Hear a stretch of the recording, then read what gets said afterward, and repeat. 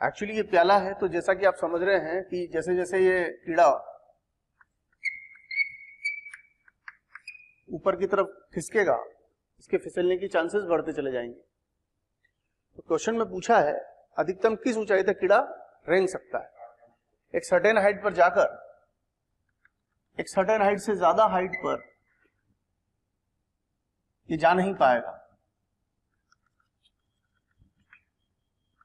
और माना वो जो मैक्सिमम हाइट है वो एच मैक्स, जहां तक ये जा सकता है। इस पॉइंट पर पहुंचने के बाद it is about to slip, यानी ये फिसलने के कगार पर हो। और कल ही अपन चर्चा कर रहे थे कि अगर हॉरिजॉन्टल लाइन के साथ ये एंगल थीटा एज्यूम कर लूं, तो उस स्थिति में अगर इसका मास m है तो फोर्स ऑफ ग्रेविटी का अलोंग द टेंजेंट जो कंपोनेंट होगा वो mg sin थीटा होगा, और ये नॉर्मल फोर्स जो इस कीड़े पर लग रहा है, और ये हो गया mg cos थीटा। और क्योंकि ये फिसलने के कगार पर है on the verge of sliding, क्योंकि ये फिसलने के कगार पर है, इस कारण से इस पर लगने वाला घर्षण अपने चरम पर होगा। तो यहां पर आप फ्रिक्शन को ले लीजिए एफ मैक्स, करेक्ट। और फिसला नहीं है अभी, बट फिसलने के कगार पर है, तो एक्सेलरेशन 0 हो गया इसका। mg sin theta equal to F max and it is equal to mu S N, और जैसा कि आप समझ पा रहे हैं n equal to mg cos theta, mg sin theta is equal to mu S mg cos theta, यानी tan theta equal to mu S. एक रिलेशन तो अपने पास आ गया। वैसे भी ये बड़ा इंपॉर्टेंट रिलेशन है।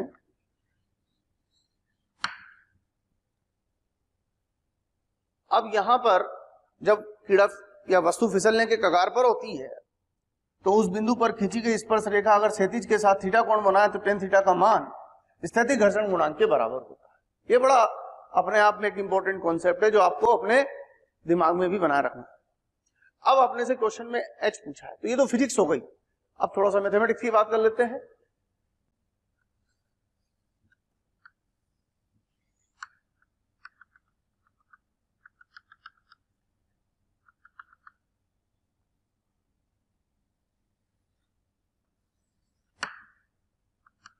ये एंगल थीटा है,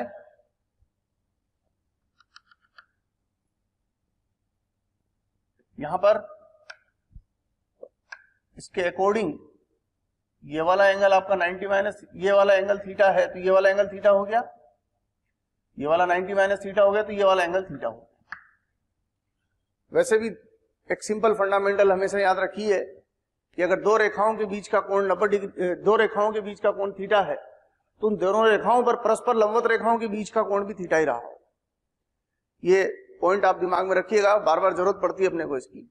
आप नोटिस करिए, ये वाली जो लाइन आप देख रहे हैं, ये लाइन इस पर लंबवत है, ये लाइन जो आप देख रहे हैं ये इस पर लंबवत है, और जैसा कि आपको जानकारी है इन दोनों के बीच का जो कोण है वो थीटा है, तो जाहिर है इन दोनों के बीच का कोण भी थीटा रहा होगा। मैंने भी यही बात बोली थी आपको कि दो रेखाओं के बीच में बनने वाला कोण अगर थीटा है तो उन पर परस्पर लंबवत रेखाओं के मध्य भी बनने वाला कोण थीटा ही हो।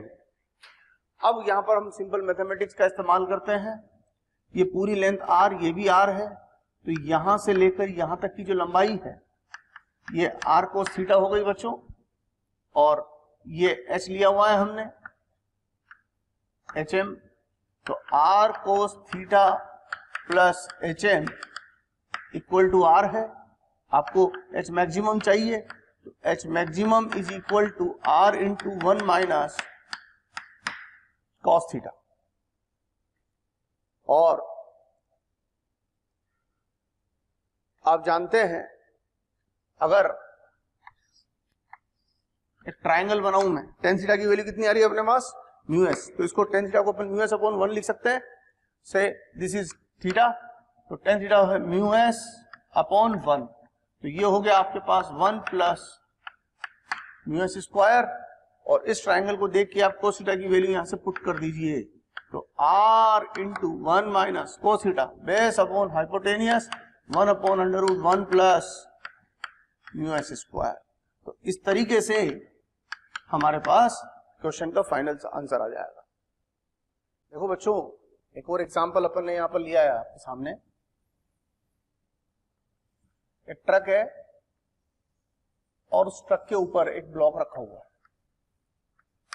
और ब्लॉक और ट्रक के फ्लोर के बीच में जो कोएफिशिएंट ऑफ फ्रिक्शन है, घर्षण गुणांक जिसको बोलते हैं अपन, वो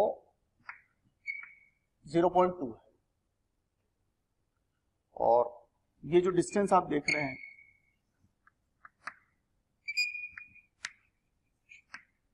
ये सफिशिएंट लॉन्ग डिस्टेंस है, और ट्रक का जो एक्सेलरेशन है वो 5 मीटर पर सेकंड स्क्वायर। लेकिन एक कंडीशन है इसमें, ट्रक एक्सेलरेट हो रहा है 5 मीटर पर सेकंड स्क्वायर की दर से, लेकिन केवल कब तक, 1 सेकंड तक, यानी कि ट्रक में जो एक्सेलरेशन है केवल 1 सेकंड तक है।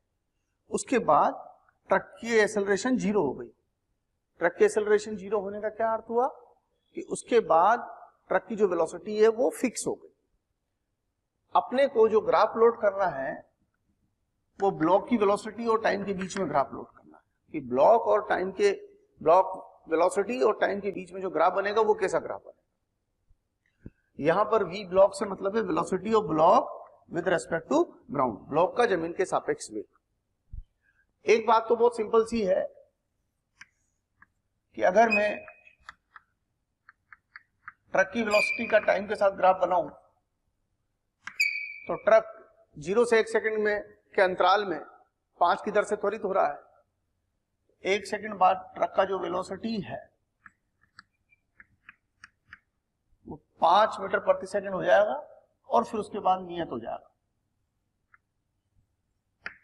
तो ये तो आपके पास ट्रक का वेलोसिटी टाइम के सापेक्ष हो गया, लेकिन अपने को क्या करना है, ब्लॉक का वेलोसिटी टाइम के सापेक्ष देखना है।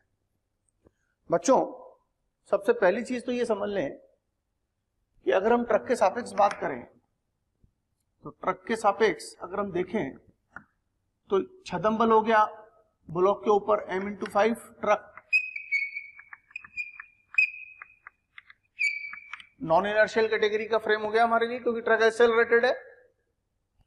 मैं जो कहानी की बात कर रहा हूं वो t लेस देन और इक्वल टू 1 के लिए बात कर, 1 सेकंड से पहले की बात कर रहा हूं, यहां से यहां तक के इंटरवल में बात कर। तो सूडो फोर्स हो गया हमारे पास m×5, और मैक्सिमम फ्रिक्शन फोर्स है 0.2 mg, और ये इससे बड़ा है। इसका मतलब ये इसको ट्रक के रेस्पेक्ट में दाएं ओर लेके जाने की कोशिश करेगा तो फ्रिक्शन बाएं ओर लगेगा। तो ब्लॉक के पास जो एक्सेलरेशन आएगा रिलेटिवली, ये जो एक्सेलरेशन है ये ब्लॉक का ट्रक के सापेक्ष त्वरण है, वो हो जाएगा इनका डिफरेंस डिवाइडेड बाय मास, और ये वैल्यू आ गई हमारे पास 3 मीटर प्रति सेकंड स्क्वायर। यानी कि 1 सेकंड तक ब्लॉक 3 की दर से त्वरित हो रहा, किधर की तरफ, दाएं ओर, और उसका जो इनिशियल वेलोसिटी वो 0 है। तो 1 सेकंड के बाद ब्लॉक के पास जो सापेक्ष वेग होगा, यहां v रिलेटिव का क्या अर्थ है, v रिलेटिव का अर्थ है ब्लॉक का ट्रक के सापेक्ष वेग। तो ब्लॉक का ट्रक के सापेक्ष वेग 1 सेकंड बाद 3 मीटर प्रति सेकंड होगा, v बराबर 80, प्रारंभिक वेग 0 है, बट किधर की तरफ, दाएं ओर, डायरेक्शन का ध्यान रखिए। जबकि t बराबर 1 पर ट्रक का जो वेग होगा वो v बराबर 80, 5×1 होगा, बट वो किधर की तरफ होगा, 5 मीटर प्रति सेकंड लेफ्ट में, ये लेफ्ट वार्ड होगा। अब यहां पर अगर हम थोड़ा आगे बढ़े अब हम बात कर रहे हैं t ग्रेटर देन 1 सेकेंड की। t ग्रेटर देन 1 सेकेंड पर हम चर्चा करें तो अगर हम जानना चाहते हैं कि अब क्या होगा, वही रिलेटिव टू ट्रक की बात कर रहा हूं, relative to truck. t greater than 1 पर ये सूडो फोर्स बंद हो जाएगा, ये फ्रिक्शन तो अपनी जगह बना रहेगा बट सूडो फोर्स बंद हो जाएगा क्योंकि ट्रक में एक्सेलरेशन समाप्त हो गया और इसके पास इनिशियल वेलोसिटी है 3 मीटर पर सेकेंड की। तो धीरे धीरे क्या होगा,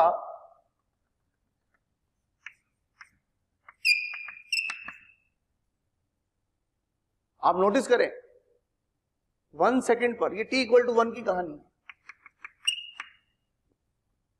और ये यहां से यहां तक का इंटरवल डेल्टा t का मान लें।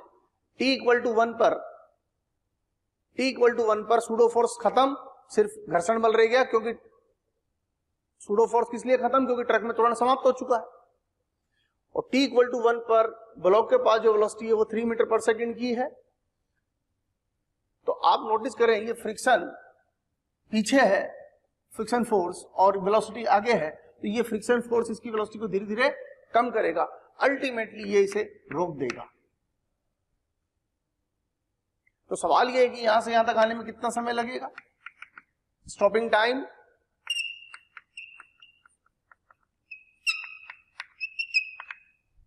वो हो जाएगा इनिशियल वेलोसिटी डिवाइडेड बाय। हमें इतना प्यार देने के लिए थैंक यू वेरी मच। हज़ारों बच्चे हमारे टीचर्स के वीडियोस का लाभ उठा रहे हैं और अपनी पढ़ाई में लगे हुए हैं। अपने डिस्क्रिप्शन बॉक्स में जो लिंक दिया हुआ है उसको क्लिक करके अपना एनरोलमेंट सुनिश्चित करें। जो बच्चे हमारे डाउट क्लियरिंग सेशंस में एनरोल होना चाहते हैं, हमारे स्टडी मटेरियल को पढ़ना चाहते हैं, वो अपने आप को रजिस्टर करवाएं। रिटार्डेशन, इसकी वजह से रिटार्डेशन आएगा 0.2 g, यानी कि ये हो गया हमारे पास 1.5 सेकेंड। कहने का मतलब क्या है कि 1.5 सेकेंड बाद ये रेस्ट में आ जाएगा। कहां से 1.5 सेकेंड बाद? 1 सेकेंड की 1.5 सेकेंड बाद। मेरी बात समझ में आ रही है? तो यहां पर अगर हम पूरी कहानी को समझें, ये सब कुछ ट्रक के रेस्पेक्ट में चल रहा है, तो अगर हम v रिलेटिव की कहानी समझें, v रिलेटिव का मतलब क्या है? Velocity of block relative to truck, और टाइम के बीच में ग्राफ बनाए तो 0 से लेकर 1 सेकंड तक ब्लॉक की वेलोसिटी बढ़ी, कहां तक पहुंची?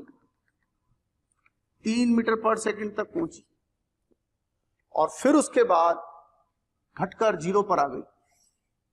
कितनी देर बाद? 2.5 सेकंड के बाद। अगर हम ट्रक की वेलोसिटी की बात करें,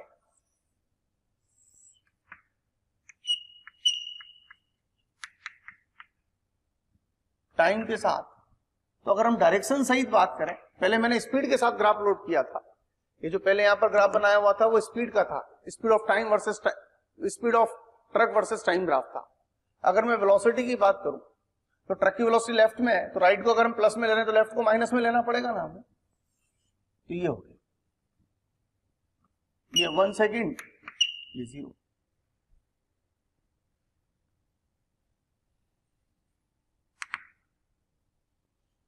ये ट्रक के लिए हो गया। ये आपका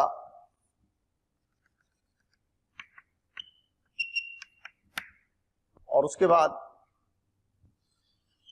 ये फिक्स हो गया। तो ये हुआ velocity of block with respect to truck versus time graph.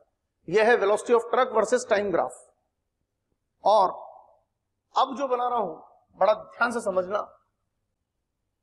वो बना रहा हूं मैं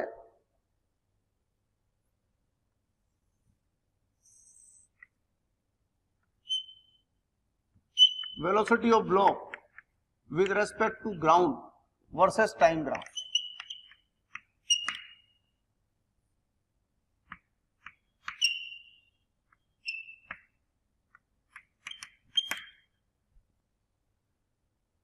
एक्चुअली अगर मैं इस पूरी कहानी का सारांश समझूं तो with respect to ground block पर केवल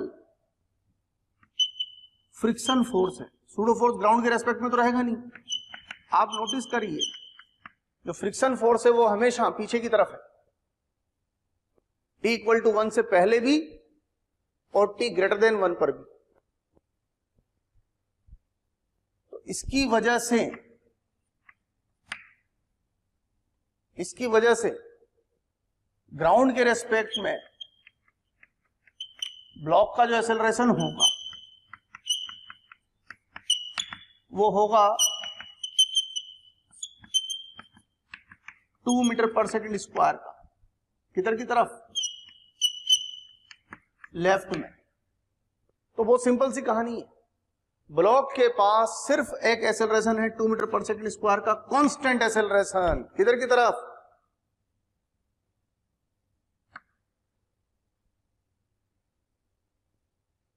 to metre per second square का कांस्टेंट एक्सेलरेशन लेफ्ट में। तो अगर मैंने राइट को प्लस में बोला है तो लेफ्ट को माइनस में बोल दूंगा। तो आप समझ सकते हैं velocity at t equal to 2.5 is equal to 2 into 2.5 equal to 5 metre per second left में।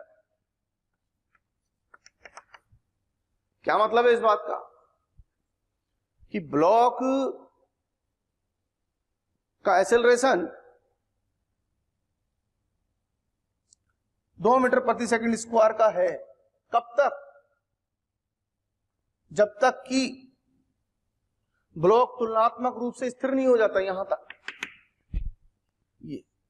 ये t लेस देन और इक्वल टू 2.5 सेकंड तक ब्लॉक में त्वरण सिर्फ 2.5 सेकंड तक रहेगा जमीन के सापेक्ष, क्योंकि ब्लॉक को ट्रक के सापेक्ष रुकने में 1 सेकंड तो ये और 1.5 सेकंड ये 2.5 सेकंड लग रहे हैं कुल मिला के। यानी 2.5 सेकंड के बाद ब्लॉक ट्रक के सापेक्ष स्थिर हो जाएगा, साथ साथ चलेगा उसके, और 2.5 सेकंड बाद ब्लॉक का वेलोसिटी होगा 5 मीटर पर सेकंड। वही तो ट्रक का वेलोसिटी है लेफ्ट में। अगर मैं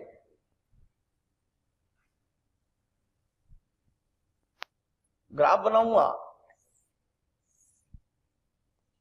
ब्लॉक का ग्राउंड के रेस्पेक्ट में टाइम के साथ, तो ये ग्राफ ऐसा बनेगा।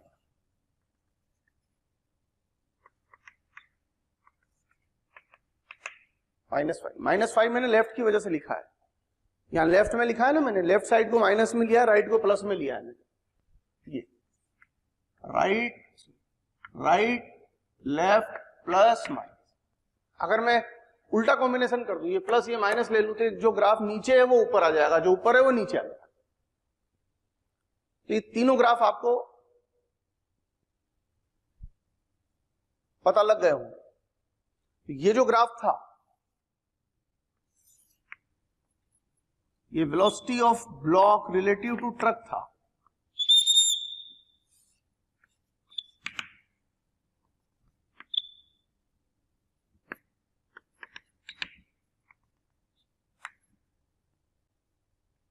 ये तीनों अलग अलग ग्राफ है।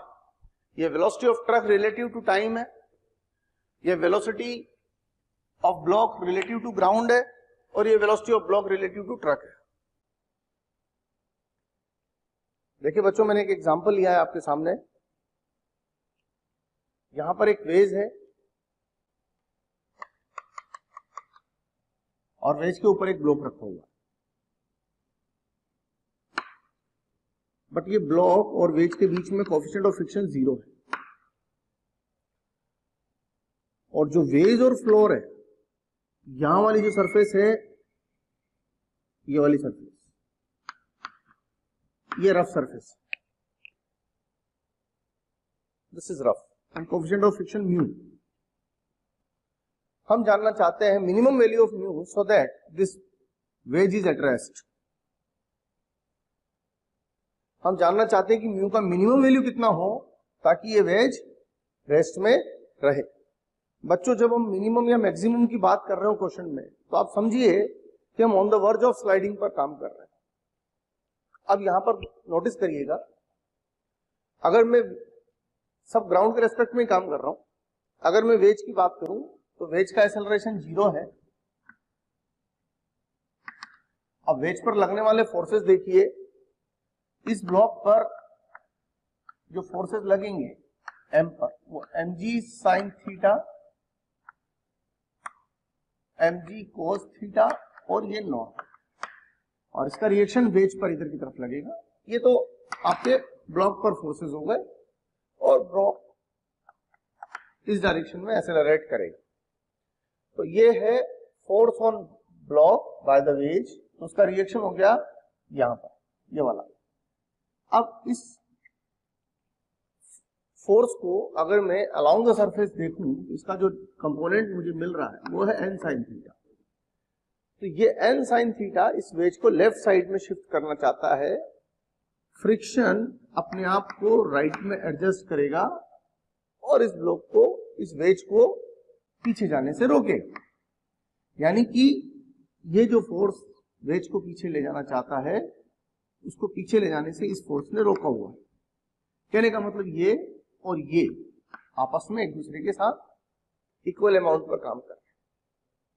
अब और फोर्सेस देखें, इसका वर्टिकल कंपोनेंट आ गया n cos theta, weight of ways mg, and इस फ्लोर पर जो नॉर्मल फोर्स है वो लिया है हमने। इस फ्लोर की वजह से वेज पर जो नॉर्मल फोर्स है वो n dash.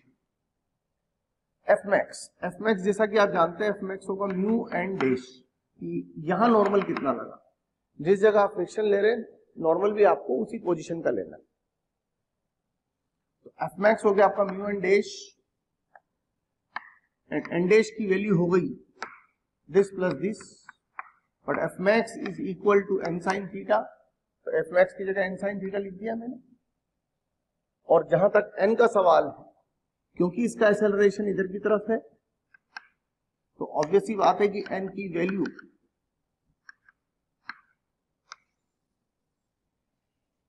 mg cos theta के इक्वल रही होगी। अगर इस बॉडी का एक्सेलरेशन इस लाइन पर है, तो इस लाइन पर एक्सेलरेशन 0 का मतलब ये इसके इक्वल। तो n की वैल्यू को मैंने यहां पर पुट कर दिया, mg cos थीटा, यहां भी पुट कर दिया, और इससे हमारे पास म्यू की वैल्यू निकल के। This is final answer to this question. Okay, चलिए बच्चों एक और सवाल पे डिस्कशन करते हैं। बड़ा प्यारा सवाल है। यहां पर दो ब्लॉक्स हैं, ब्लॉक ए ब्लॉक बी पर रखा हुआ है। ब्लॉक ए का मास स्मॉल है, ब्लॉक बी का मास कैपिटल है।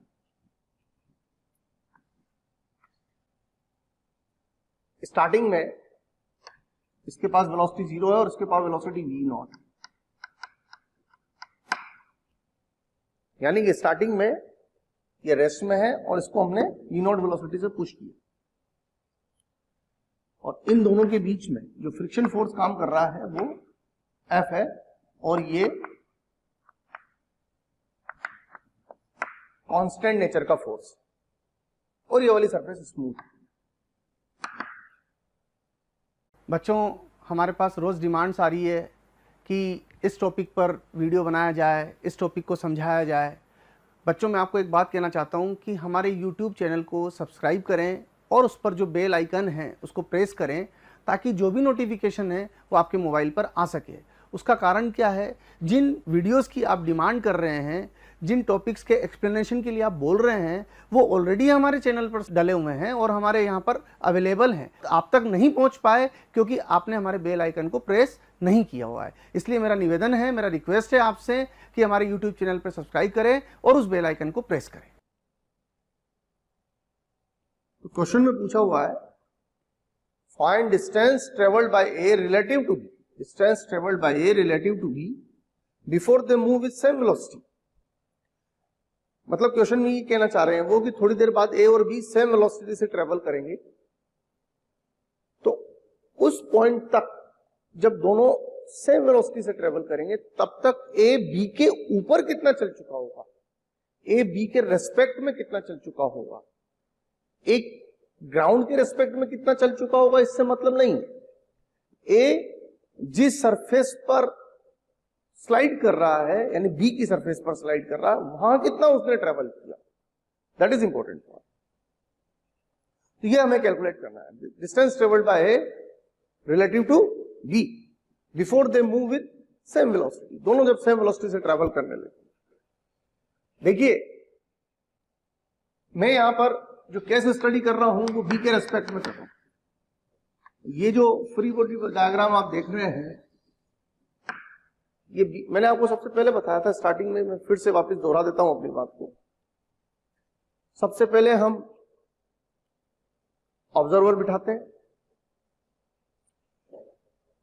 फिर उसके बाद हम फ्री बॉडी डायग्राम बनाते हैं, फिर उसके बाद हम कोऑर्डिनेट सिस्टम लेके न्यूटन्स लॉ अप्लाई करते हैं। ये हमारा सिस्टम रहता है। तो मैंने विद रिस्पेक्ट टू बी बात की, विद रिस्पेक्ट टू बी का मतलब मैंने ऑब्जर्वर को बी पर बिठा दिया यहां पर। तो जो ऑब्जर्वर है उसको क्या लगेगा कि ए के पास स्टार्टिंग में वेलोसिटी वी नॉट है, और उस मोमेंट पर जब ए की वेलोसिटी बी के इक्वल हो जाएगी तो उस मोमेंट पर बी के रेस्पेक्ट में तो ये रेस्ट में ही आ गया ना, बात समझ रहे हैं आप मेरी। जब इसकी वेलोसिटी सेम हो जाएगी तो इसकी इसके रेस्पेक्ट में वेलोसिटी जीरो हो जाएगी। मैं चल रहा हूं, मेरे साथ भी कोई चल रहा है और मेरी वेलोसिटी उसकी वेलोसिटी के बराबर हो गई, तो मेरी वेलोसिटी उसके रेस्पेक्ट में तो जीरो ही हो गई। ग्राउंड के रेस्पेक्ट में तो मेरे पास जो भी है वो है, लेकिन उसके रेस्पेक्ट में तो जीरो हो गई। इसलिए मैंने नोटिस करो यहां पर फाइनल वेलोसिटी जीरो लिखी है। ये जीरो किसके रेस्पेक्ट में है, बी के रेस्पेक्ट में, क्योंकि हम उस मोमेंट तक काम कर रहे हैं जहां तक ए बी के बराबर वेलोसिटी पर नहीं आ जाता, और जब ए बी के बराबर वेलोसिटी पर आ जाएगा बच्चों तो ए की वेलोसिटी बी के रेस्पेक्ट में जीरो हो जाएगी, इसलिए जीरो लिखा हुआ है। एंड से दिस डिस्टेंस इज डी। अब अगर हम फोर्सेस की बात करें तो ए पर एक तो फ्रिक्शन फोर्स लगेगा पीछे, क्योंकि ये स्लाइड कर रहा है आगे। सेकेंड थिंग, ए के ऊपर एक सूडो फोर्स भी लेना पड़ेगा, क्योंकि नॉन इनर्शियल फ्रेम हो जाएगी। एंड सूडो फोर्स होगा mass of this body into acceleration of B, ये acceleration of B. Pseudo force होगा mass of A into acceleration of B. अब बी के पास कितना एक्सेलरेशन होगा ये देखना आसान है। बी के ऊपर क्या है, यहां ये तो हॉरिजॉन्टल सरफेस है, ये वाला नीचे वाला सरफेस, यहां तो कोई फ्रिक्शन है नहीं, इसका रिएक्शन इसके ऊपर आगे की तरफ लगेगा, और यही है जो बी को आगे की तरफ एक्सेलरेट कराएगा। तो इसका एक्सेलरेशन, बी का acceleration, this is acceleration of B, वो हो जाएगा force upon B, friction force upon B. तो यहां जो एक्सेलरेशन है वो बी का एक्सेलरेशन है। सूडो फोर्स में acceleration of frame into mass of body आता, तो mass of A into acceleration of frame, frame मतलब बी। इस पे खड़ा कर रखा ना अपन ने ऑब्जर्वर, ये ऑब्जर्वर, इसके लिए समझ गई बात। तो अब यहां पर अब इस बॉडी की बात करें तो इस पर सूडो फोर्स पीछे, फ्रिक्शन फोर्स पीछे, दोनों मिलकर उसको रोकने की कोशिश करेंगे, तो इसका एक्सेलरेशन अल्फा, लेकिन इसमें मोशन आगे है, तो एक्सेलरेशन रिटार्डेशन का काम करेगा, तो इसको रिटार्डेशन भी बोल सकता हूं मैं। When acceleration is opposite to the velocity, then its magnitude is called retardation. What is retardation? Retardation is nothing, it is magnitude of acceleration when it is opposite to velocity. तो retardation कितना होगा, alpha, that is net force upon mass, net force ma upon f, ma plus f divided by mass of this body, ये retardation आ गया। And stopping distance बताइए आपको, stopping distance square of initial velocity divided by twice of retardation. Alpha की वैल्यू यहां से डाल दी तो हमारे पास पता लग गया कि ब्लॉक ए ब्लॉक बी पर स्टॉप होने से पहले कितना ट्रेवल करेगा। ओके, तो ये जो व्यवस्था है यहां पर कोफिशिएंट ऑफ फ्रिक्शन 0 है और इनके बीच में कोफिशिएंट ऑफ फ्रिक्शन अपने को म्यू दिया हुआ है। ये वाला सरफेस स्मूथ है, ये रफ, और अपने को स्मॉल m का एक्सेलरेशन पता लगाना है with respect to capital M। इसके रेस्पेक्ट में एक्सेलरेशन पता लगाना, स्मॉल m का एक्सेलरेशन इसके रेस्पेक्ट में पता लगाना। इसके रेस्पेक्ट का मतलब समझे आप कि अगर मैं इसके ऊपर बैठ के देखूं तो ये कितने एक्सेलरेशन से नीचे जाता हुआ दिखाई देगा, ये। चलिए अब सॉल्यूशन पे बढ़ते हैं। बच्चों जब ये नीचे जाएगा तो ऑब्वियस सी बात है ये डोरी इसे खींच के इधर की तरफ लेके आएगी लेफ्ट में, इसका मतलब ये लेफ्ट में एक्सेलरेट कर रहा है। तो अपन सबसे पहले दोनों का फ्री बॉडी डायग्राम बनाते हैं। स्मॉल m की बात करता हूं, स्मॉल m की बात मैंने with respect to capital M की हुई है, with respect to capital M, और ये हो गया non inertial frame. Non inertial काहे के लिए हो गया, क्यों? क्योंकि अगर ऑब्जर्वर इस पे बैठा है और ये एक्सेलरेट कर रहा है लेफ्ट में तो ये तो नॉन इनर्शियल फ्रेम में आ गया ना। तो अब इसकी स्मॉल m के ऊपर फोर्सेस देखिए, एक फोर्स तो यहां से टेंशन फोर्स हो गया, एक हो गया स्मॉल mg, एक नॉर्मल फोर्स, एक जब ये नीचे स्लाइड करेगा तो फ्रिक्शन फोर्स, और एक इसके ऊपर सूडो फोर्स राइट साइड, क्योंकि नॉन इनर्शियल फ्रेम से काम कर रहे हैं। और F है acceleration of m with respect to capital M। F क्या है यहां पर, acceleration of m with respect to capital M, ये F है। Are you getting my point? तो अब इक्वेशन बना ले, इसका एक्सेलरेशन कैपिटल M के रेस्पेक्ट में इस लाइन पर है, इस लाइन पर कोई एक्सेलरेशन नहीं, means this is equal to pseudo force. इस लाइन पर कितना एक्सेलरेशन F, तो mg minus this two forces is equal to mass into acceleration, ये दूसरी इक्वेशन। इसके लिए बात करें तो इसके ऊपर हॉरिजॉन्टल लाइन पर एक फोर्स यहां, एक फोर्स यहां, इस सरफेस पर स्मॉल m का धक्का लगेगा राइट में, ये नॉर्मल फोर्स, बट ये ट्रेवल कर रहा है किधर की तरफ, लेफ्ट में, विद एक्सेलरेशन है। तो इक्वेशन क्या बनेगी, 2t minus normal force equal to its mass into acceleration. ये विद रेस्पेक्ट टू ग्राउंड बना हुआ, ये विद रेस्पेक्ट टू ग्राउंड है। ए क्या है यहां पर, acceleration of m, this is acceleration of m with respect to ground, ये वाला फ्रेम।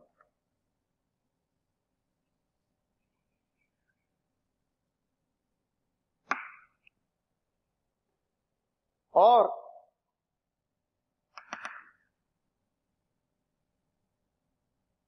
इसकी इक्वेशन बनाए तो 2t minus n equal to m है, 2t minus n equal to m है। और ये हो गया 2t equal to m plus m है। n की वैल्यू यहां से पुट कर दी मैंने फ्रॉम फर्स्ट इक्वेशन, n की वैल्यू यहां से यहां पर रिप्लेस कर सकते हैं अपन, तो ये 2t की वैल्यू आ गई है, इसको सेकंड इक्वेशन बोल दिया। एक इक्वेशन मैंने इसके लिए बना रखी है। अब यहां पर देखिए, ये इक्वेशन मैंने यहां से बनाई, t की वैल्यू यहां से पुट करी, t की वैल्यू यहां से यहां पुट करिए, n की वैल्यू यहां से पुट करिए, तो सिंप्लीफाई होकर इक्वेशन हमारे पास ये आ गई। इसको फर्दर सिंप्लीफाई किया तो ये फॉर्मेट बन गया, इसको मैंने इक्वेशन 3 बोल दिया। तो इस इक्वेशन का फॉर्मेशन मैंने किया mg minus T minus mu N equal to mf, यहां से किया, और फिर t की वैल्यू यहां से रिप्लेस की, n की वैल्यू यहां से रिप्लेस की, n लाया फर्स्ट इक्वेशन से, t लाया सेकंड इक्वेशन से, पुट किया, सिंप्लीफाई किया। अब सवाल ये कि ये वाला जो पॉइंट है, ये पॉइंट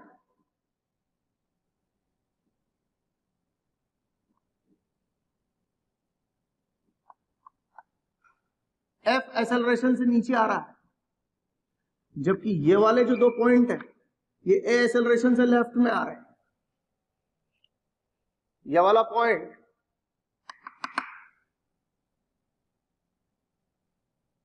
F एक्सेलरेशन से नीचे आ रहा है,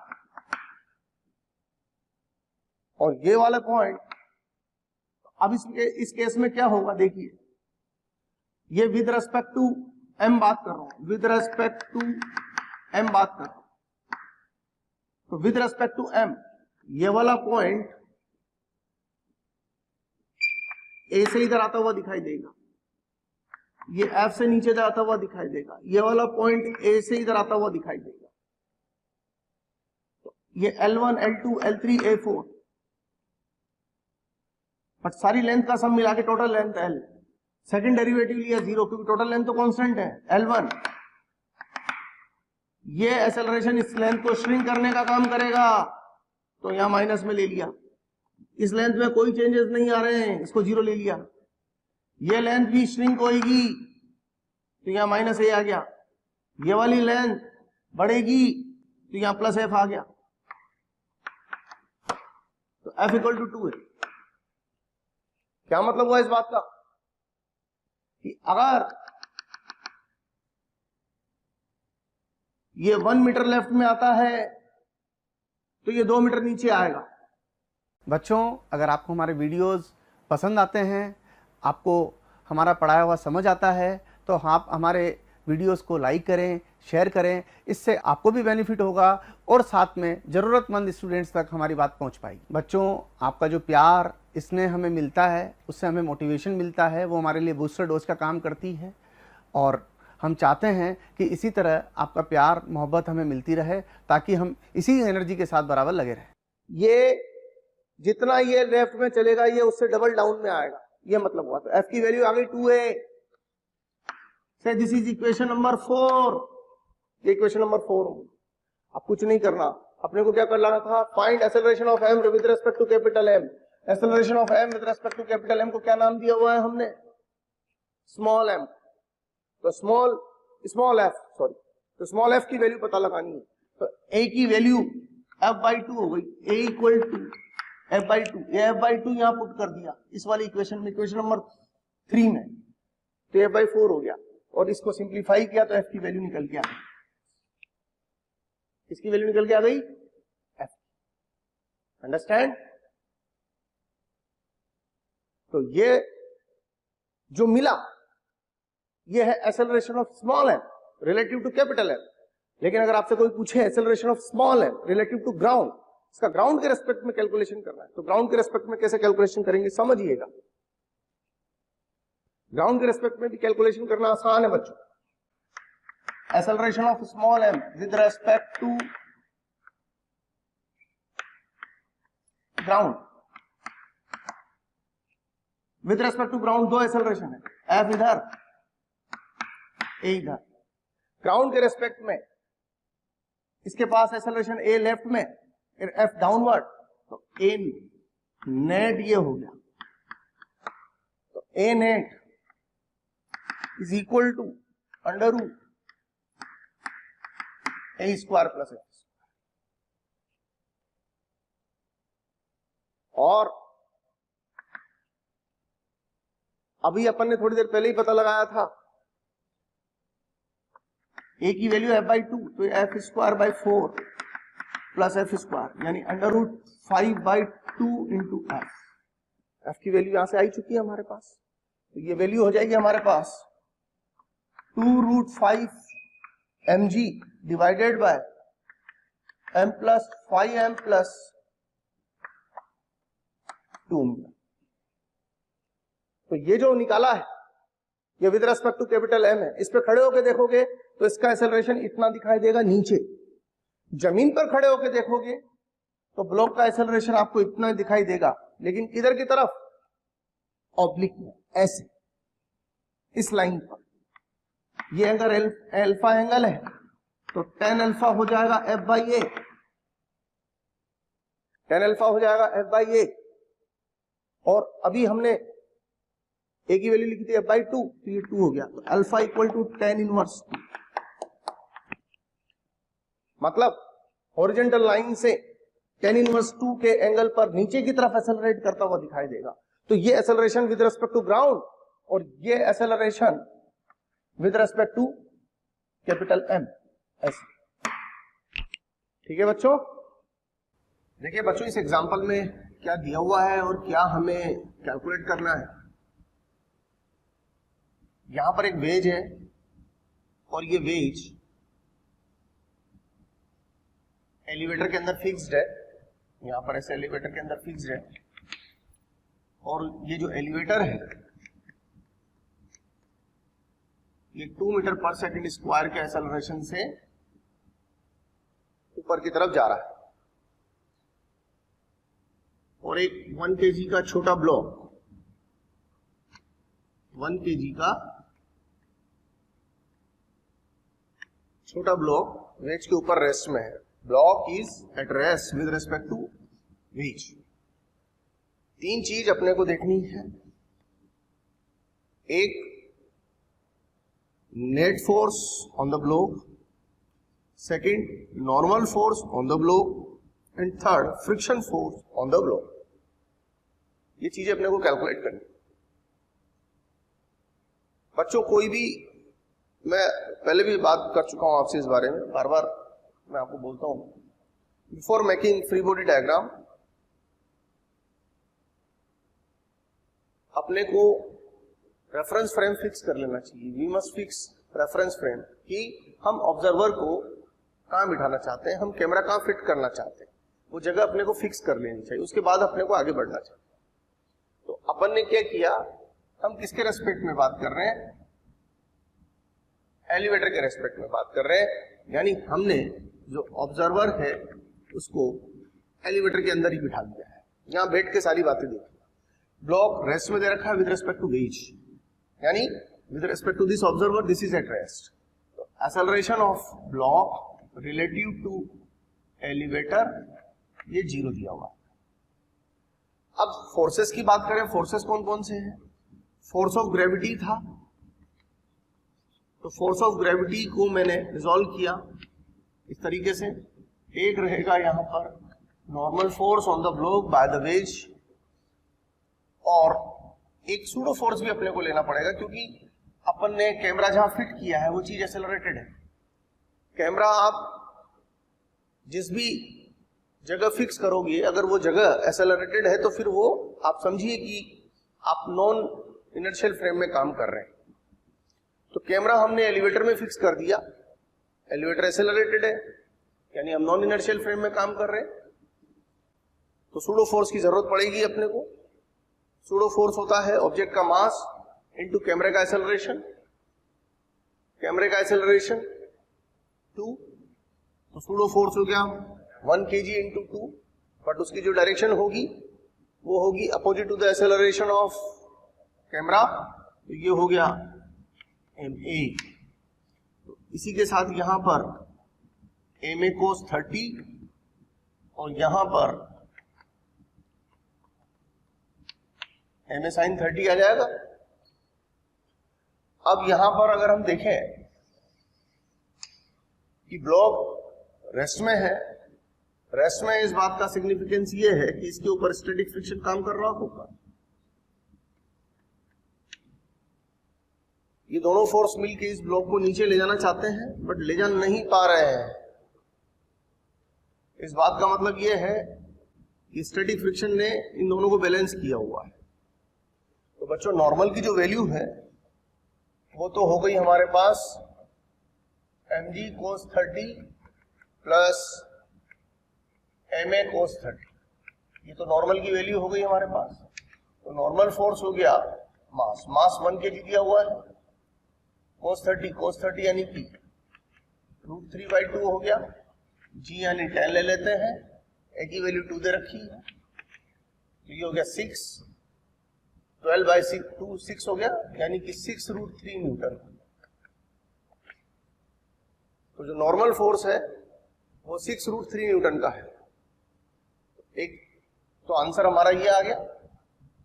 एक अपन फ्रिक्शन फोर्स देख सकते हैं, friction force is balanced by this value. तो यहां पर हो गया mg sin 30 plus ma sin 30, m यानी 1, sin 30 यानी 1/2, g यानी 10, a यानी 2। तो बच्चों 6 न्यूटन का आपके फ्रिक्शन फोर्स हो गया। और अगर मैं नॉर्मल आ गया, फ्रिक्शन आ गया, और क्या पूछा है हमारे से। अच्छा एक और चीज, अगर हम जानना चाहें कि contact force on the block, contact force on the block, वो भी निकाल सकते हैं अपन। Contact force is nothing, it is resultant of normal and friction. तो contact force is equal to √n square plus f square, n is 6√3 square, f is 6। तो बच्चों ये हो गया 12 न्यूटन, यानी कि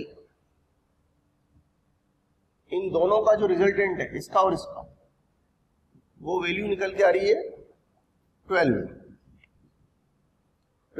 Newton is net contact force on the block. और एक चीज मैंने और यहां पर पूछी हुई है आपसे, and that is friction force. Friction हो गया, नॉर्मल हो गया, net force on the block. बच्चों नेट फोर्स क्या होता है? F net is nothing, it is mass into acceleration of block with respect to ground। जब नेट फोर्स आपसे पूछा जाए तो net force is nothing, it is equal to mass into acceleration. लेकिन एक्सेलरेशन कहां से देखना है आपको? ग्राउंड के रेस्पेक्ट में, इनर्शियल फ्रेम से देखना है आपको। तो mass of block is 1, acceleration of block relative to ground.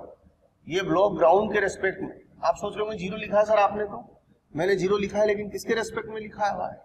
Elevator के रेस्पेक्ट में 0 लिखा हुआ है। अगर मैं ग्राउंड के रेस्पेक्ट में बात करूं तो ग्राउंड के रेस्पेक्ट में इसका एक्सेलरेशन मुझे 2 ही दिखाई देगा, ग्राउंड से खड़े होकर देखूंगा तो। कैमरा अगर ग्राउंड पर है तो ये 2 मीटर पर सेकंड स्क्वायर के एक्सेलरेशन से जाता हुआ दिखाई देगा, इट इज 2 न्यूटन। तो इस तरीके से हमने दिए गए सवाल में बहुत सारी चीजें डिटरमाइन करें। ठीक है बच्चों, देखो बच्चों इस सवाल में क्या पूछा है, क्या दिया है, पहले उन बातों पर चर्चा कर लें जो हमें गिवन है, और फिर उस बात पर हम चर्चा करेंगे जो अपने को कैलकुलेट करनी है। एक नत्तल के ऊपर एक घिरी लगी हुई है और एक डोरी जो ब्लॉक ए और ब्लॉक बी से बंधी है। ये डोरी ब्लॉक ए और ब्लॉक बी से बंधी हुई है। ब्लॉक ए का मास अपने को 1 kg दिया हुआ है और ब्लॉक बी का मास अपने को m दिया हुआ है। ब्लॉक ए और नक्कल के बीच में जो घर्षण गुणांक है वो 0.5 दिया हुआ है। नक्कल का जो झुकाव है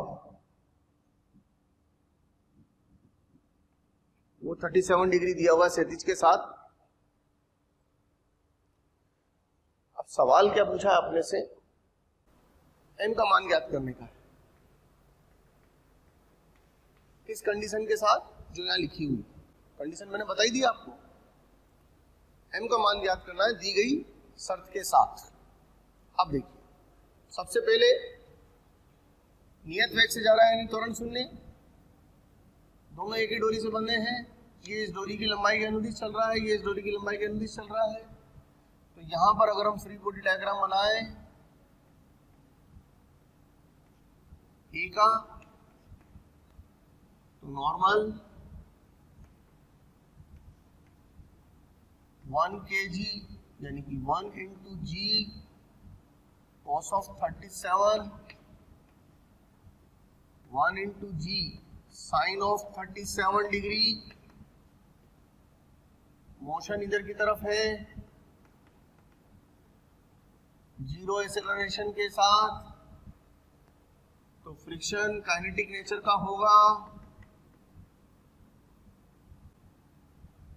इसी तरीके से अगर हम B की बात करें तो B का द्रव्यमान m मान लेते हैं तो उसका भार mg हो गया। डोरी में तनाव T ले लेते हैं, यहां पर T इधर भी लगेगा और इसका त्वरण शून्य है और ये इससे डोरी से जुड़ा है तो इसका भी त्वरण शून्य रहा होगा। अब दोनों के लिए ये तो फ्री बॉडी डायग्राम बनाने का काम पूरा हो गया। इक्वेशन फ्रेम करते हैं। ए डायरेक्शन में कोई मोशन नहीं, ये इसके साथ बैलेंस हो जाएगा। इस लाइन पर मोशन तो है लेकिन जीरो एक्सेलरेशन के साथ है, ये इन दोनों को बैलेंस कर देगा। तो T equal to 1 into G sine 37 degree plus F के, और यहां पर T equal to M G, T equal to 10 into sine 37 होता बच्चों 3/5 लगभग एफ के। एफ के का मान आप देख सकते हैं, एफ के होता है म्यू एन। म्यू कितना दिया है बच्चों 0.5, एन बराबर है 1g कोस 37 के, तो g का मतलब 10 कोस 37 यानी कि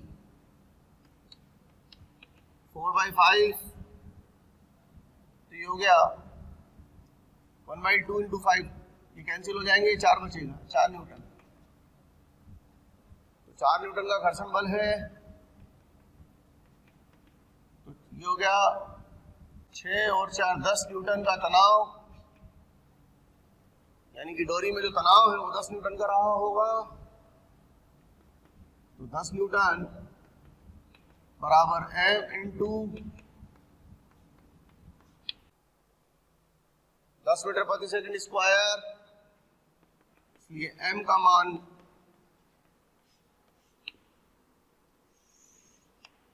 1 kg रहा। ये हमारा इस सवाल का फाइनल आंसर हो गया। बच्चों, अगर आपको लगता है कि जो टॉपिक्स हम यहाँ पढ़ा रहे हैं वो आपको चाहिए तो आप हमें कॉल करें। हमारा नंबर है 180021217999। एक बार मैं फिर से रिपीट कर रहा हूँ बच्चों, नंबर बहुत याद रखना बहुत ज़रूरी है, 180021217999। Thank you very much.